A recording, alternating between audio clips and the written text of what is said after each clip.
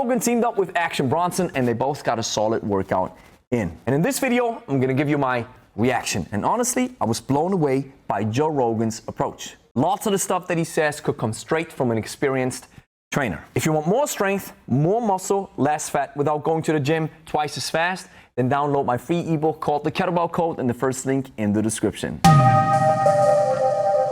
Grüezi miteinander, Gregory von Lebe hier. Like I said, I'm impressed by Joe's expertise. And I respect the way he worked with Bronson. It was clear that Joe was more experienced with kettlebells. But instead of acting arrogant and punching down, he was reaching down, lifting Bronson up. This is a powerful skill of a great trainer, even though Joe Rogan isn't one. It's all about the path. All right, set 2. Once you're on the path, staying on the path. It's just hard for people to get on the path. The first steps are the hardest steps. Just getting out the door, tying on your shoes. You got it right there. Key is you get them on. You get them on and you get going. I'd like to add to this philosophical statement with this. It's hard to get on the path, yes, but it's even harder to stay on the path. Dan John put it like this. There's 2 rules to success. Number 1 is to start doing, and number 2 is to keep going. Most people don't follow up with rule number 2, and they don't keep going. So once you're on the path, do everything you can to not stray away from it. The specific movements are body weight, squats, push-ups. And then 3 sets of swings, 10 each arm. 3 sets of clean press, 10 each arm. 3 sets of windmill, 10 each arm. And 3 sets of renegade rows, 10 each arm. I did Joe's powerful and insane workout right here. And if you want to watch it, you see there's a little link that just popped up at the top of your screen. Click it and watch it. It was a beast. I gotta tell you, I totally fell in love with that workout. So much so that it became a regular staple of my weekly workout schedule. Every Saturday, I do this workout with a 32 kg kettlebell. The only difference is that I did 10 press per side because Joe advocated this in his podcast. He didn't say clean and press, he said 10 press, but it's semantics at the end of the day. There is a difference, however. With the clean and press, the exercise takes you a little longer, but you have a little bit more rest. And with the press only, you have to understand what a solid rack position is like if you press 10 reps per side, especially if you're using a heavier kettlebell. Everything I do involves everything. It involves full body. I like to do things that when I do jiu-jitsu or kickboxing, it translates directly to that. For sure. Because the whole body is used to moving as a unit. Nothing's isolated, nothing's... I know. Everything is the whole body moves as a unit. The full body approach is the complete opposite way of bodybuilding. It trains every fiber in your body. It builds your mobility, it burns fat, it strengthens your heart, it improves your conditioning. It is a lot of fun, and that's why the kettlebell is so awesome. You can do the slant board, but You might be able to. we do sets of 20, so deep squats. So I'm going down into it like this. I don't know if you could do this. Yep. And we're just gonna do sets of 22. So we'll do them together, like this. Yeah. And then just go all the way down to deep. I like to put my hands behind and then I lift up like this. 2, 3, 4. All right, so we did 20 of those. Let's do 20 push-ups and then we'll do 20 of those again. Doing squats on a slam board takes the ankle mobility question out of the equation. And many people do have issues with their ankle mobility. However, there's also people who just are built differently. Your hips are built differently. That's why you're not able to squat as deep. So always squat according to your body's capacity. Do not overdo it. And yes, if you can work on your mobility a little bit and you can increase the depth because the wrapping effect of the knee is greater, we have more range of motion, that's awesome. At the end of the day, always adapt to your body's capabilities of an exercise. Just because my swing or my clean or my squat looks different than yours doesn't mean that you're doing it wrong. Combining 20 bodyweight squats with 20 push-ups can already be a workout for certain people. So here's how I adapted to it. I do 10 squats, 10 push-ups, 10 dips, and 10 pull-ups. And I do 5 sets of these. And this is not my warm-up. this is the first part of my workout. Because for a warm-up, I'd like to go with mobility first. I mobilize the joints to get the synovial fluids going, and then I consider the first round or the first set of the first part of my workout still as an extended warm-up. Because my body, and your body as well, is capable of exhibiting 30 to 40% more strength when we're warmed up. We'll do 10 each arm. Do you do kettlebell swings? Oh yeah. All right, we'll do 10 each arm. Engage those hamstrings. Get that lower back. Hinge work is my favorite. They're the greatest. Woo! Powerful. I love their one-arm swing technique. And yes, we can always improve on that front a little bit. However, I want to stop this gatekeeping mentality that says, unless your technique is perfect, you're not supposed to move X amount of weight. I believe in the load versus capacity model. Even if you have great technique, if you're using a load or a weight that's too intense or too heavy for your body, which represents capacity, then chances are that you're going to injure yourself. So the reason why the hinge works so great is because many of us are tight in that area. And a swing or a clean, and all these exercises that require a solid hinge, they loosen up the brakes in your posterior chain and they strengthen the hips at the same time. And this is a great feeling. So loosening them up and giving them a strength boost at the same time is a match made in heaven. Now, from a technical standpoint, I want to show you the Russian pendulum. This is a great tip that I've learned from the Kettlebell Sport guys, which makes the swing more efficient and it makes it feel better. Instead of swinging like the typical hinge, you double bend the knees and you increase the distance that the kettlebell is allowed to travel. The kinetic flow of energy feels better, and you work with the kettlebell and not against it. And this is the double bent knee, also considered the Russian pendulum. I go clean presses. I'll do right side, rest, then left side. Gotcha. And this is 70 pounds. We're gonna do sets of 10. Let's do work, yeah. Let's do work with this. Okay.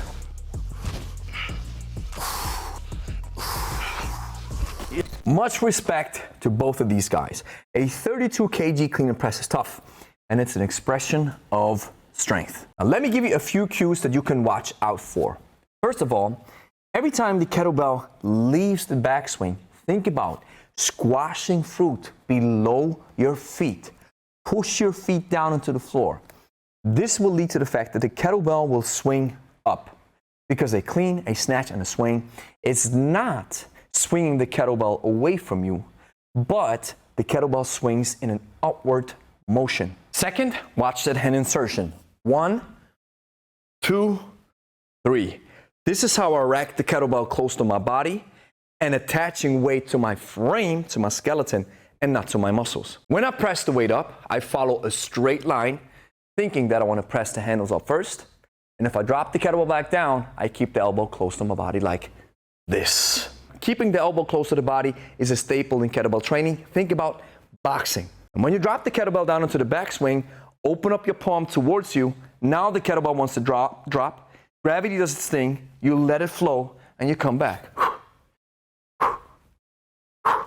Do you know who Pavel Tsatsouline is? Yeah, of course. I follow his principles, and Pavel's principles are, like, if you can do 20 reps of something to failure, don't do 20, do 10.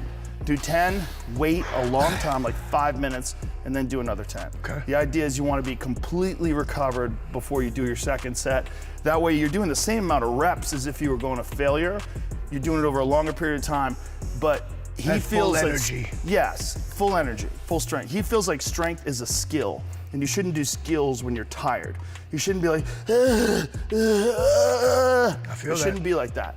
You should just do the same amount of reps, just space it out over time, and you'll get stronger, and you'll minimize your risk of injury, and your body will adapt to it better.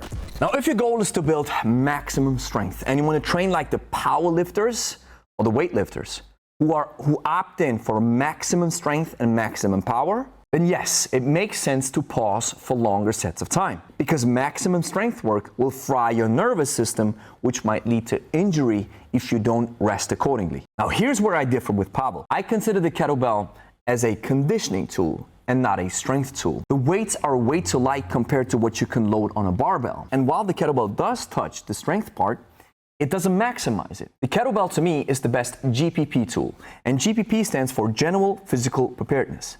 And I don't just mean this in the athletic sense, where only athletes can use this. I also use it for general fitness. Kettlebell touches strength, muscle, power, mobility, cardio, endurance, all at the same time every time you pick it up for a spin. That's what makes it so powerful and serves unique benefits. And I love the grit it requires you to push through an intense workout. And this is where I borrow some of these ideas from the kettlebell sport world. Look at what the professional division does. Double 32s, that's 64 kilograms of weight, in a long cycle, which is a clean and jerk, for 10 minutes straight. Set is over if you drop the kettlebell down. The professionals, the beasts, they do up to 90 reps long cycle. This is crazy. And it makes these people sweat, blood, and fat. If we would put CrossFit on one end of the spectrum, where you always go balls to the walls, and the other end of the spectrum is Pavel, where he says you're supposed to rest longer, I consider myself in the way we train in the middle. So more strength is an improved nervous system, while a better skill, on the other hand, is a better execution of the technique. They don't have to go hand in hand with each other. You don't have to be very strong to have good technique with a broomstick, for example, to understand weightlifting exercises. First, you learn the skill of an exercise. Then you put in the reps until your brain can offload the coordination demands to your spinal cord. Once that happens, the exercise becomes automatic. And now you want to stress test that automation by tiring your body. Because when your body gets tired, you can highlight the flaws in your system. And if there are no more flaws to a certain extent, your technique will still look good, or the lift will still be good, even though you're putting your body under a stress test. And the key to stay away from injury is to keep an eye on your capacity and adapt the load accordingly. So, if you want to train like Pavel tells you to train, and you have 90 minutes to spare, go ahead and do it. I'd like to crunch my workout into 30-minute blocks, maximum of 40 minutes, and this is how I get the most bang for my buck and the highest return on investment in terms of effort. At the end of the day, though, many roads lead to Rome. So choose the one that gives you the most enjoyment and the most results. Mills is really, we're working on range of motion. I'm going down like this, looking at the kettlebell, and then I'm going up. So you're hinging like this, ass out like that. So point your toe. Yep. Point, because we're gonna go down with the left. So point this side. Yep. And you're gonna clean, you're gonna press, and then once you have it pressed, you're gonna do this for 10. See, my arm slides down, and I'm running. And then you come up straight? Yes. I drop down to 50 pounds. I like it a little bit lighter with windmills. You gotta show me windmills, bro. I can't get in that position. Yeah. It's so tough. Just slowly work yourself into that position. So like, But not for reps, just like hold it. Well, we're gonna do the other side now. Let me just try here. Okay. I'm pointing. So clean, press, and then just slowly work your way down as low as you can. As low as you can, hold it, and now slowly bring yourself back up, straight up. But keep the arm up in the air. That's the problem here. The windmill is not easy to teach, and Bronson seems to be bending at the waist instead of side hinging at the hips. Now the windmill is 4 things: an arm extension, a side hinge, a T-spine rotation, and a bending of the upper body. And if we put this into motion, it looks like this: arm extension, side hinge, T-spine rotation, upper body bending. And now you can see that straight line alongside my lats. This is what it's supposed to look like. If you're only trying to bend like this, your hip is not in a proper place, and all you do is stretch hip and back muscles to an extent that might be detrimental. So if you're having issue with the kettlebell staying overhead, you can say, all right, you know what? I'm going to do it unloaded, or I do it with the weight in my lower hand or lower arm, and this is the low windmill. And the reason why many people have an issue with that exercise is because many of us move in that sagittal plane, in this plane all day, and we're not used to rotating and bending. And just in case if you're wondering what kind of kettlebell I'm using, it's the Pro Kettlebell by my friend Nikolai Pukhlov, proudly made in the USA. There's 5 things that I love about the Pro Kettlebell. Number 1, the contoured arm pockets that fit well on the clean, as well as with the snatch. This means beginners will feel right at home and professionals can get rid of their calluses on their forearms. The second thing I love is the high quality texture finish on the handle, which doesn't turn your hands into hamburger meat when you do lots of swings and ballistics in general. And this also means that you don't have to use a lot of chalk. Number 3 is the ergonomics. The Pro Kettlebell is a little bit smaller than the standard competition kettlebells, which means the weight sits closer to your center of mass. You feel it in the rack position, and you get that immediate superflow feeling when you engage into the ballistics. Number 4 is the wide hollow core base, which makes it a safe option if you do kettlebell exercises on the floor, such as a handle push-up. Number 5 is the second grip because of the wide hollow core base, which lets you do curls and presses and exercises that you can't do with other kettlebells. There are even more benefits, such as a safe option of a magnetic weight chip that you can add inside the hollow core base of your kettlebell and make it heavier. Check the link in the description to get your Pro Kettlebell right now. And don't forget to use our code Lebe to get 10% off your next purchase. So have you done these? Yep. Renegade rows? All right. You go in single arm only or you go switch? Single arm only. I switch one at a time. So I start shoulder width apart, get down like this. I drop to a push up, hold, and then I do this. Up, 1. Yep. 1. Okay, down. 1, 1. Really works your core, because when you're in that position Of holding and you're pulling up, you really have to stabilize. Everything I do involves a lot of core. Strengthening your back and strengthening your abs and all the muscles that keep you stabilized. Yep. That's what keeps you from getting injured. And that gives you real strength to be able to shift your weight with things. You're very strong. If you're doing this, you're strong. I want to relay this powerful tip that I got from Glenn Weinstein from the Kettlebell 6, and that is when you row weights in general, the elbows go to the hips and not to the nips, because this is where we feel our back muscles the most. So I go in that sprawl position, stabilize my body. I try to keep my hip as tight as possible without Zumba dancing right here. So elbow comes close to the hips and down. Here's the next thing that you have to do. Clean and press that like and subscribe button. Share with a friend who's also interested in kettlebells. And if you made it this far, download our free ebook called The Kettlebell Code in the first link in the description. Listen, if you're over 40, 50, or 60, you don't have a lot of time, but you still want to take care of your fitness, this is where the kettlebell shines the most. It's the epitome of functional and practical training. And if you want to get started, I'm going to show you how 100% free in the first link in the description.